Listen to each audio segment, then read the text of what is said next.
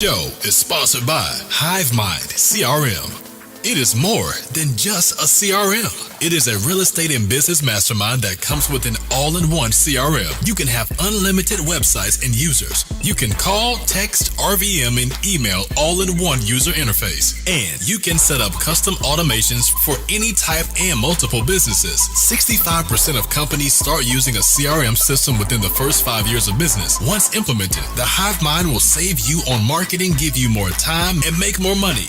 One of our users had his first $100,000 month using our system in June. We want to see you automate and accelerate your business. Text us at 210-972-1842 for future meetings, and of course to get our $1 course on how to make more than 6 figures on one land deal. You can schedule your free demo today at hivemindcrm.io.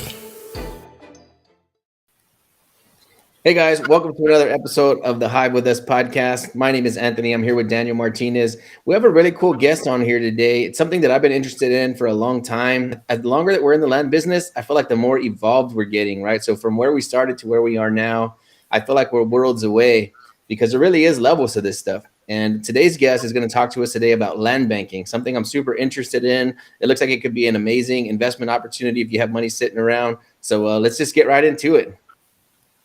So how you doing, Brad? I'm doing great. Thanks for having me on your show. What part of the country are you from? I live in Castro Valley, California, which is actually the San Francisco Bay Area. And the land that we'll be talking about later today is all located inside that. I don't know if your viewers can see stuff, but if they can hear and see, it's a 60-mile radius around downtown LA. And I'll get into why we only invest in that area later. But it's the land's in Southern California. I'm in Northern California. Gotcha. Okay. Gotcha. I'm pretty excited about that because our primary target has been Texas. We've identified Florida, North Carolina, and South Carolina kind of as our next go-to, but we've yet to connect with a very powerful land investor out of California in that area. So yeah, super excited about the show for a number of reasons. Great. Me too. I'm always excited.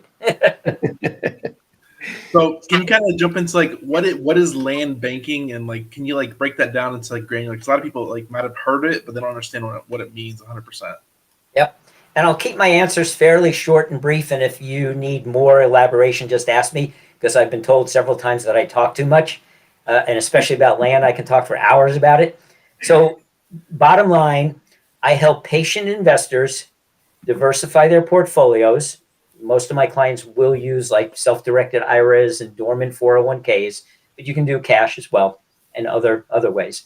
I help them diversify their portfolios by investing in land that is strategically placed in the path of growth, hold, and we tell people we're very conservative. We tell people 7 to 10 years.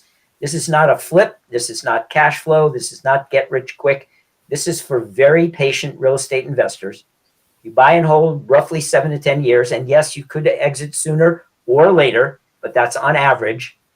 And our exit strategies, you sell to a developer who wants to build a solar farm or a shopping center or 500 homes, depending on what your land is zoned as. And your exit strategy generally will build what we call generational or legacy wealth, which is 3 to 7x return on your investment. Wow. Okay, so this is a long-term strategy. It sounds like a very long-term strategy. So this is cash that you might otherwise want to put away into like an index fund or something like that, a IRA or those kinds of investments. Instead of having them sit there, the cash is sitting in land. Yes, and we prefer to call it longer term, not long term, because people hear long and they freak out. This is just longer than most people are used to, especially in today's world with Instagram and TikTok and texting, and you got to have if you don't hear from somebody in like 30 seconds, people start freaking out. It's like, no, this is buy, hold, set it and forget it real estate investing. So it has to be with patient money. That's why we like people with their IRAs. If they're in their 40s or 50s, that money's going to sit 20 years anyway before they're even able to get it or even want to get it. Mm-hmm. So why not have some of it diversified into land, let it sit there instead of the stock market, which, as we all know today is crazy. I'm not getting anywhere near it anymore. But, and I'm not telling people not to do that. You need to have a lot of different kinds of investments. This is just one of many. And for instance, my wife and I, we actually own 11 properties. People always want to, Brad, do you have any skin in the game? Yeah, hell yeah. We got a lot of skin in the game. About a third of our portfolio is land. 2/3 is a fixed indexed annuity and life insurance. Plus we have stocks, bonds. We have a single family rental fully paid for. So we're kind of all over the place, but we have a sizable chunk in land. Okay. Yeah. Nice. So you're in good company, right? That's all we do is land. That's all we think about. That's all we're looking for. So tell us, how did you get started in this and why? What brought you into this business? The short story is I do a quarterly net worth statement. I've been doing it since I met my wife in 1989. And on December 31st, 2011, I looked at the numbers and I realized I could not retire. I was 60 years old at the time. I had very little saved up. I'm an entrepreneur. I'm a former business coach, by the way, 40 plus year career as a business coach. But I hadn't really done a lot of saving and wise investing. And my wife, who worked for a very big company, which they don't like me to name the name, but she did her 401k, solid, every paycheck, matched by the company, free money, mutual funds that she had picked. She had a really nice portfolio. Together we could retire. Individually, she could retire, but I could not retire myself. So I had my land banker, Marcella Silva, come to our house January of 2012. She did her presentation at the kitchen table, just like a real estate agent would do if they were going on a listing appointment. And my wife got up and said, no, thank you. Not interested in land. Don't understand it. Too long an investment. And she walked out of the room. I said, Marcella, I have enough to buy into one deal right now. Please find me a property because land is, I can wait 7 to 10 years. And this looks like the only way I'm going to have enough money to retire. So I bought one in 2012, one in 2013, one in 2014. And then in 2015, Marcella was presenting at a hotel and investors were bringing their friends. So she said, I want to go. I said, you said you're not in? She said, no, I'm not going to buy. I'm not going to buy. The whole way in the car. I'm not going to buy. I just want to learn more. We get there. She listens to the presentation and she buys 2 properties right there in the hotel room. I laughed the whole way home. That was number 4 and 5. And then we added 6 more after that, kind of like one a year. We've pretty much stopped at 11 because we feel like we don't want to, tip the balance anymore. 11 is enough. So that's kind of how I got into it. And I'm glad that I did. I sleep and rest more easily at night, knowing that I've got a really solid investment that is going to return me very good ROI in the long run. Awesome. Yeah, we feel the same about land, man. Yeah, it really is. It's been a beautiful journey. My only regret is I wish I got into it a lot sooner. Yes. I waited. I was 61, 62 at the time when I finally started investing, and wish I had known about it 20, 30 years ago. Yeah, I spent 20 plus years in construction, man. So yeah, I don't regret it, but golly, those 20 years would have added up if we had been in the land game ever since. So we do primarily in Texas, man. Your map shows that you're doing 60-mile radius right around Los Angeles. Can you tell us why you picked that area? Why that's important? Yeah. Now, Anthony, just to let you know, in order to invest with our company, we actually have a very high bar. You actually have to get educated first. Mm-hmm. So we have a 1-hour recorded presentation that people have to watch. So if you told me, like I just met you, recently, and if you said, Brad, I've got 25,000, that's our minimum investment. I got 25,000 sitting around in a CD at Wells Fargo. We call those certificates of disappointment, not certificates of deposit. And I want to, I'll yank the 25 out and I'll invest it with you. And I say, well, have you seen our presentation? You say, no, I haven't. Sorry, can't take your money yet. So in that presentation, Marcella goes into what we call the 10 growth factors. Our company's been around 43 years. It has only invested inside that circle, that 60-mile radius around downtown.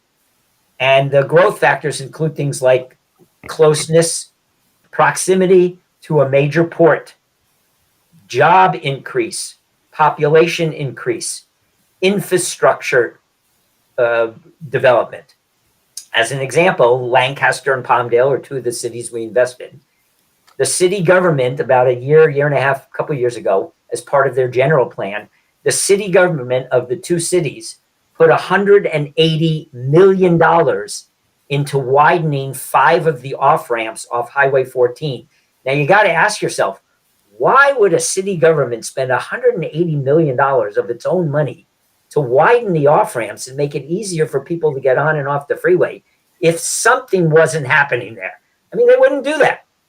Yeah. So our company immediately starts looking at the off ramps and the land right around there because we figure, okay, gas stations, charging stations, shopping center, something's going to be happening near those off ramps because they're not spending $180 million of city money unless there's a reason for it. So we follow the money. We do a lot of research before we buy any land. In fact, when we look for land, we have something called the 16-point comprehensive analysis.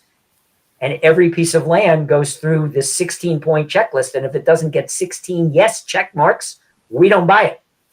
We buy 1 out of every 30 we look at. That's what about 3% of the land that we look at is actually the kind that we believe is in the path of growth and will give our investors that kind of return. So I only mentioned a couple of growth factors, but there's others. Business-friendly city government.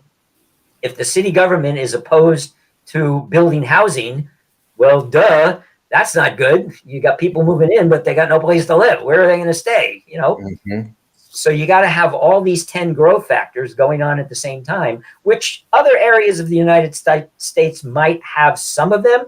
We have never, ever found a place with all 10. Texas, well, I guess Houston has a port, but it's not quite as big. LA and Long Beach, number 1 and 2 in the US. What better place? All the goods from China are coming there and getting offloaded, and then they're going to the warehouses and the distribution centers that Amazon's building because they have to be close to a metropolitan area to get there overnight because everybody wants it now, right? We buy something on Amazon and got to have it the next day. Oh my God, it's not here. And they freak out. Yeah. So that's a little bit, and again, you watch the presentation by Marcella and she goes into all 10 and she explains them and gives examples of job increase and infrastructure and general plans and all that kind of stuff. Okay, I'm excited to see the presentation. Great. Well, I'm hoping your audience is excited as well. So what is like a exit? Like, are you buying low, selling high, and like the exit strategy? Or are you buying high, hoping it sells higher in the long term since you're holding for so long? Excellent question. So I'll give you the insider, pull back the veil. So we look for land really, really inexpensively. I asked the CEO, I said, well, how does, first of all, our company buys the land with its money first. So we're not representing a seller and selling it directly to an investor. We buy the land and hold it ourselves. And we buy it very, very low, pennies on the dollar. And mostly, this was interesting, the CEO said, we find a lot of divorcing couples. And in California, it's community property. The judge says you either have to buy out your partner or sell it and split it 50-50. Well, a lot of times they choose to sell it cheap, get something back. This could be, grandma bought it 20 years ago. They don't realize it's in the path of growth. Nothing's happened for the last 20 years, but lots happening now. And they sell it to us very cheaply. We mark it up, but it's still below market value based on, I hate to say comps because land is very hard to find comps because of different zoning and all that. Roughly through other like properties that are nearby, we sell it just a little bit under market value to our investor. That creates cash flow to run the company and pay our research and acquisition department that works 9 to 5, 5 days a week, and all they do is look for land. We do a lot of what's called risk mitigation. We take as much risk away as possible. So now it's marked up just below retail.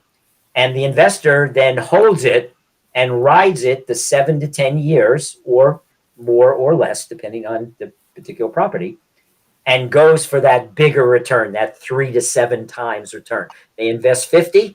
We don't want them exiting for anything less than 150, and it'll be more like 200, 250, 300 in that range. So I've seen some go for 10 times.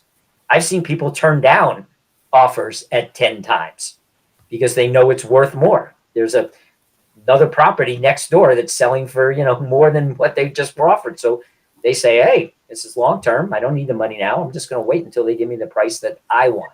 It's interesting. I think what's cool about what you're doing is that you're within the same 60 miles, which is a lot of Southern California. But like you said, there's so much opportunity of growth down here because I actually live down here in Southern California, so I see what is happening every day. So it's in the periphery. It's in the periphery of that circle. It's not in LA.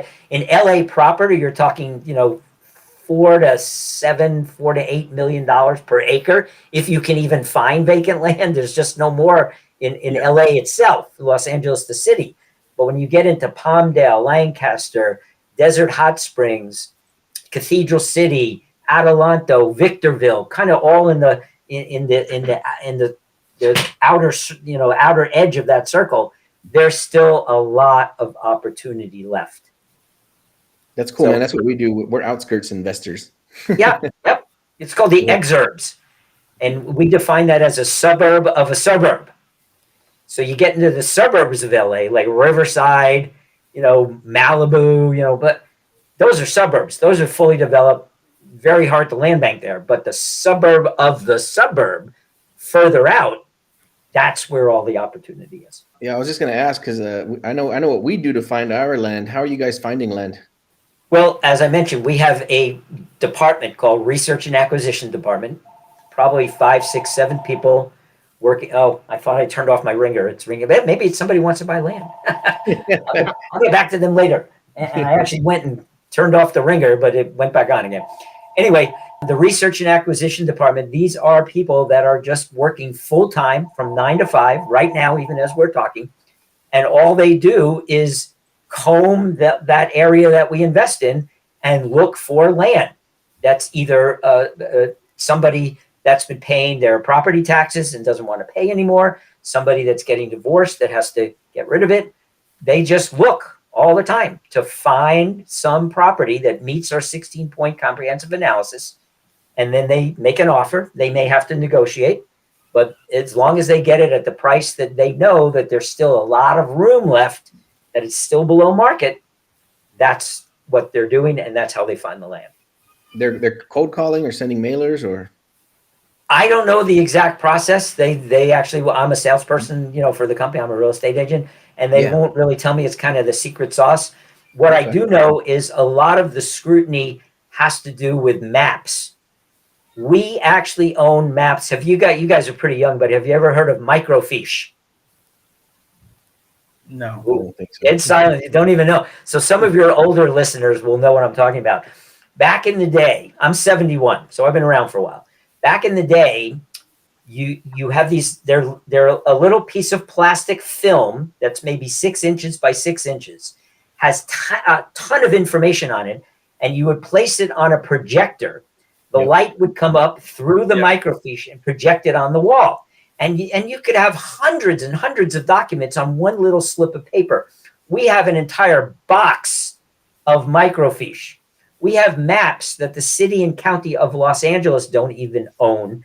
They call us when there's a land use issue, like when the city or county is going to go do their own development. They will call us to ask, is there an easement that we don't know about? Is there a buried gas tank that we don't know about? From a former gas station from 50 years ago. Are there red-legged toads running around? Is it in a sensitive environmental area?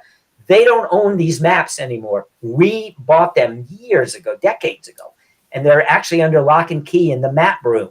And you only get to go visit if you're an investor. You can actually request a visit to the map room. I was in heaven because I love maps. I'm an old school guy. Topo maps and all that kind of stuff. And they are hanging on the wall, and he pulled out the microfiche, and I'm looking at stuff. So we have information that nobody else does, nobody else has, and we use that to go out and look for land, to research land, and when we hear about something, we run 5 out of those 16 points on that comprehensive analysis have to do with certain maps. And if it doesn't get a yes check mark for all 5 of those plus the other 11, then we just say, nope, it's not in the path to growth. Growth doesn't meet our criteria, and we don't buy it. I like the heavy filtering. Yeah, that's something that we do less of. We like outskirts, like farm and ranch land, so we have less of that red tape. But pretty important when you get in heavy development areas, and that's something that we want to start paying attention to now. As we're starting to look at land that can be developed, land where you can work the entitlements, that kind of stuff. Yep. Well, as you guys know, there's 5 different kinds of zoning of land, and we sell in all 5 zonings. And my wife and I, out of our 11 properties, I don't know the exact numbers, but I think 4 or 5 are what we call green real estate. They're going to go for a solar farm. They're non-residential agricultural land. The only thing you can do on those is build solar farms. We also have some residential, and we have industrial, and we have mixed use, which we love. Oh, quick example on the mixed use. I know I'm digressing a little, but remember I said earlier that business-friendly city government? Well, Yeah. guess what? The Lancaster City Council, about a year ago, rezoned my mixed use from 4 stories high to 5 stories high. Hello? They just gave me 1.25 acres more land, only they gave it to me vertically instead of horizontally. Yeah. So now when a hotel developer comes in and wants my land, they're going to have to pay more because they can build a 5-story hotel instead of a 4-story hotel. That's a bigger hotel. Guess what? My land's going to cost them more now. And that was courtesy of the city council. I didn't do anything. We call it the unearned increment because I earned it, but I didn't really do anything. It just was kind of handed to me. Just from a zoning change, my land went up probably 25 to 30% in value. So that's what we like when we talk about business-friendly city government. So one thing I wanted to ask, are you guys doing the entitlements yourself whenever you're ready to sell, or are you kind of waiting for someone to approach you that's going to do the entitlements? The latter. So we sell the raw land to the investor, and we tell them, do nothing. Wait. When you get the knock on the door, and this is a free service that we offer, by the way, after the sale, we don't make any money on this. We call it free negotiation coaching. So let's say let's say Anthony, you bought a solar property from us for $25,000 and you got 1.25 acres. And 2 years later, Southern California Edison, the energy company in Southern California, by the way, there's about 20 of them now, not just the 3 that are run by the state. There's all these private ones because of what's going on down there. But Southern California Edison calls you and says, hi, Anthony, we see you bought 1.25 acres way out in the outskirts of Palmdale and Lancaster, and you paid $25,000 and you've had it for 2 years and we'll offer you $32,000. And you think, wow, I made $7,000 in 2 years and I did nothing except pay $100 in property tax or something. You call me. You don't answer them. You say, thank you very much. Send me an email with that in writing and I'll get back to you. You send me the email. I send it to the COO of the company. He gets involved. He looks at that land. First of all, we may have other investors in the same area who've already been offered more. Yeah. Well, Southern California Edison doesn't know that. And we're not going to tell them that you don't mention the name of our company. You don't want them to know because then they freak out. It's like, oh, no, not those guys again. So the COO gives me questions to give to you, which you then email back to SoCal. And you say, hi, well, what are you building there? Oh, it's a solar farm. How many megawatts? When are you breaking ground? Is there a battery energy storage system on site? Blah, blah, blah, blah. And now Southern California Edison is scratching their head going, uh-oh, this Anthony guy, he's not going to take $32,000. He's too smart. So now their next offer maybe is $65,000.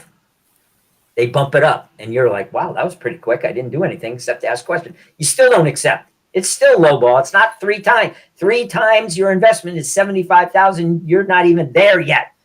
So we keep going back and forth. This could go on for a year or more while they're trying to consolidate all these little 1 acre, 5 acre, 2 acre, 2.5 acre properties into 1,000-acre solar farm. It could take them a while. Wow. So we'll coach you as long as necessary until you get into that 3 to 7x return. So let's say they offer you 120 and you bought it for, what did I say originally? 25 or whatever. 25, yeah. 25. And you're at 120. So you're like a little over 4 times, almost 5 times. And you said, and Anthony, you said, Brad, my last offer was 120. Should I sell? I cannot answer yes or no because that's financial advice and I will lose my real estate license and most likely our company will get sued. So I'll give you the code words. I'll say, Anthony, they offered you 120. You paid 25. We told you 3 to 7x. That's an excellent price. Or that's fair market value based on what we know other investors have received in the area. Notice I haven't said yes or no. It's your land. You can try to squeeze 125 or 130. You might lose the deal, but it's your land. You do what you want. And then you go back to Southern California Edison and say, I was hoping to get 125.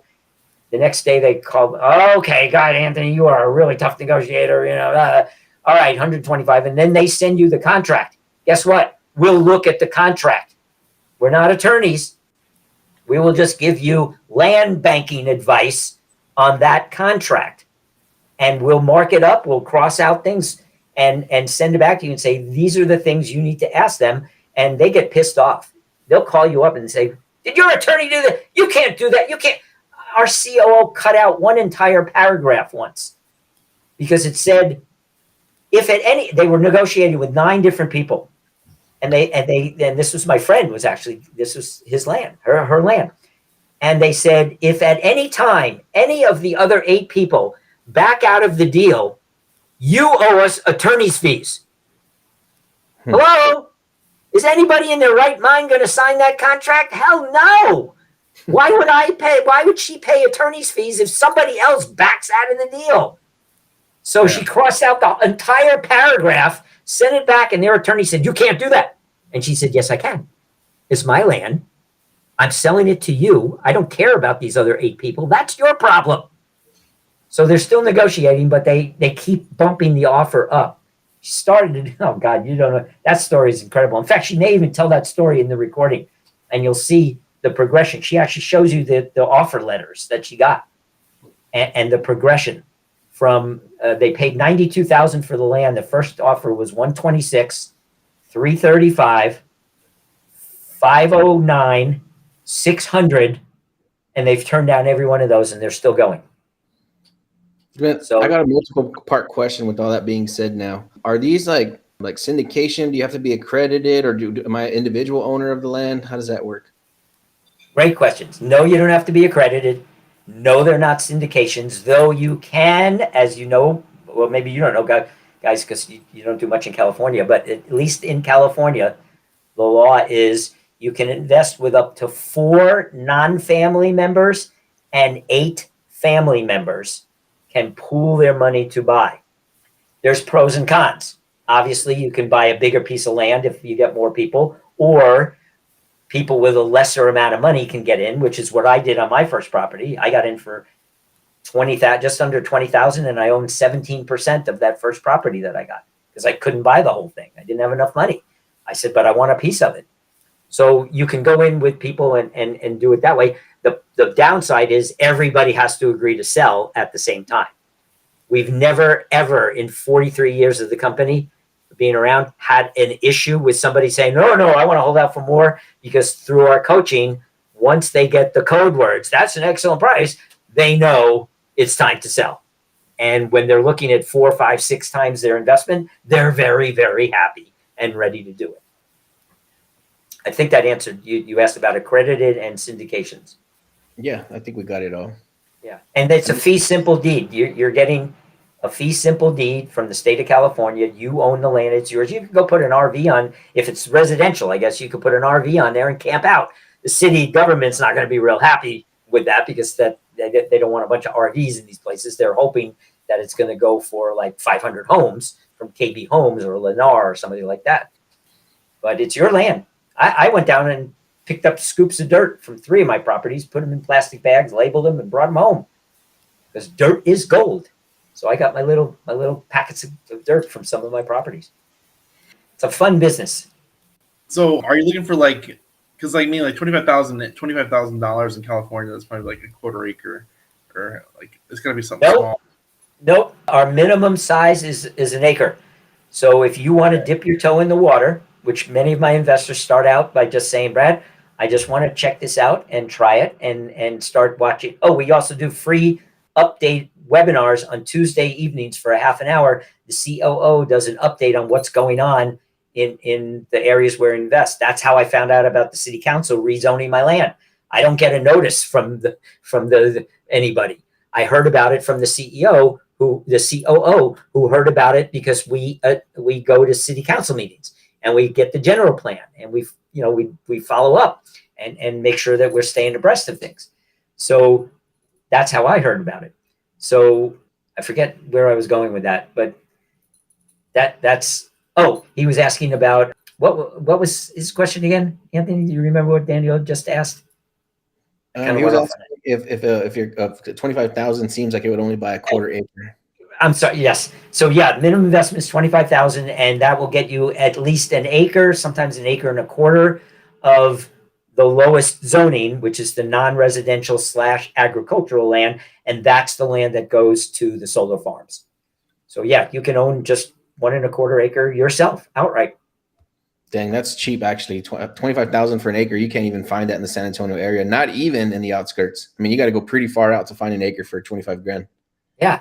Now, I will say, we've asked the CEO at some of our annual meetings. We said, well, how much longer do we have? How much longer can we keep finding land, even marking it up and selling it to our investor for 25,000? How much longer can we go? And he originally said like 15 or 20 years. The last time he said 2 years ago, he said, we've got 10 years. Now it's 2 years later, about 8 more years. And we think the land is just going to start to get too expensive, or at least we'll have to raise our minimum, maybe to 50,000. I don't know. He won't give us that kind of detail. He's a very private guy, and he keeps stuff very close to the chest. By the way, the CEO of the company is a PhD economist. So he looks at micro trends and macro trends and he's a geek with numbers. And I've known the guy a little over 10 years. Every prediction he has made about the future, he's been 100% accurate. So I figure, all right, I'm going to stick around with this guy and ride this as long as I can, and we'll see. And we've also asked him, where are we going after we run out of land in this area? He won't tell us. And I think Texas, that's one possibility. I see Texas has a few of the growth factors. It doesn't have all 10 in one area, but it's got a few, but he won't tell us. Personally, he lives right inside that circle. I don't think he's going to want to go any place that he can't drive to look at the land himself. He can actually go and look at any property before our company buys it. I don't think that he does that. I think one of the staff does that. But he could, if he wanted to, drive in an hour to an hour and a quarter, maybe 2 hours max, from one end of the circle to the other. And he could look at any property, what's around it, what infrastructure's there. So I don't think he's going to go to another state, but who knows? We'll see. Right now, I'm just riding it for as long as I can, having as much fun as I can. I'm trying to get my wife to lighten up and buy some more, but she compromised. She said, when we sell one, we're going to do 3 things. A chunk goes into retirement. A chunk goes for a really nice, sweet vacation. And we replace that land with another piece. I said, okay, I'll go with that compromise. Deal. Done. Signed, sealed, and delivered. And my wife has an MBA in finance. So, she's a computer geek. She used to work I won't say the company. She works at a big company that starts with the letter O. She used to work there and did a lot of financial analysis and general ledger and accounts receivable and all that kind of stuff. So she's a money person, and she knows her stuff. And like I said originally, she went 3 years saying no to this till she finally really got. And in that hotel room, I said, what made you're buying 2 properties the whole way here? You told me you weren't going to buy. She said, I get it now. I see it. I didn't get it when Marcelo explained it the first time. I get it now, and it's what I want to. And so she bought the 2, and then, like I said, we got 6 more after that. No, that's incredible, man. That's where we're at with land right now. I mean, we're spreading the land investing gospel, but like a lot of people still don't see it, and we're just like, well, good luck, and wish you well in all your endeavors. Land is where it is. Land is where it's at. Yeah. Yeah, and I don't put down others. I mean, like I mentioned, we're very diversified. We have stock, we have mutual funds. I just did what's called a real estate acceleration loan. It's like a hard money lending kind of thing. 20,000. Well, I probably don't want to say this because then your investors want to know about that, and they won't buy land. But it's a 10% return in 90 days, and then you can roll it over. You can just take your money and go about your business. So we've got all stocks, mutual funds. We've bought some Series I bonds from the U.S. government. Like I said, we own a single family residence. I mean, we're all over, as I think every investor should be. But I did say a third of our major chunk, a third of it is in land because we see the opportunity there. I like your Plus, strategy, man. So, yeah, go ahead. Yeah, I was going to say, plus we don't like to work hard. I just did all the taxes. Taxes were due November 1st. All 11 properties, since I'm the point person on all 11, took me less than 2 hours. Less than 2 hours to compile all the numbers, get a hold of Equity Trust Company. That's where our IRA is, our self-directed IRA. Request all the checks, put them in the envelopes. About 2 hours of work once a year. That's what I call set it and forget it real estate investing. Lazy man's investing or lazy woman's investing. Done. Yeah. Done. With us, I like your vehicle. With us, when somebody wants to invest with us, we look for a minimum of 100,000. You're doing 25,000. Can these people pay cash? Are you seller financing it, or how does that work? And maybe they could. You said they can roll over an IRA or something like that. It has to be a self-directed IRA, and we give them the names of 3 companies that we work with. We only work with those 3 because of titling issues. If the self-directed IRA company doesn't title it appropriately, then it's a nightmare to get it out of title and sell it to the developer. So we only work with those 3 companies, and we give you their names, and then you pick the one that you want. So self-directed IRA, I would say 75% of my clients use some form of a self-directed IRA or a dormant 401k from a job they had. Maybe they left it 10, 15 years ago and it's just sitting there. And maybe it's been going up if they invested it wisely. It's going up a little bit each year. Lately, most of them are going down. They say a 401k is now a 201k. So, and cash, you can borrow, like you could borrow like against your house through a HELOC. You could borrow against life insurance policy. We don't recommend that. I will steer you away. I'll be very reluctant because then you're going to be worried about putting the money back. You may have to pay it back with interest, even if it's a loan to yourself. The HELOC, we don't want hard money because then you got to pay to finance it for 10 years, 7 years, 10 years, whatever. We prefer cash and self-directed IRAs. Those are the 2 best ways to invest. So I have a question about impending recession and the changing times that's happened over the last 6 months. How has your strategy changed, and has anything changed at all? Because you guys are looking for long-term holding, so I doubt it's changed at all, in my opinion. But that's a good question to ask. You are correct. Our strategy has not changed at all. We have found at the beginning of the COVID pandemic, we had some of our investors exit at the high. They got land leases. These were solar. And instead of selling it outright, they got 25-year leases with a 2% escalation clause. Yep. And they're going to make a couple $1 million over the course of that time in cash flow by leasing it. And at the end of the 25 years, guess what? They still own the land unless they do another 5-year extension and another 5-year extension. They own the land. The solar company can come and take all the panels out, but in 25 years, those panels are going to be semi-obsolete anyway. So it's a great deal if you want cash flow, but we have no control over whether it's a buy or a lease. We've had some people where they've leased, the person owns maybe 5 acres and they'll lease 1 acre to build what's called a battery energy storage system, because all this electricity that's being generated by the solar panels is only generated during daylight hours. Well, they want to store some of that for nighttime.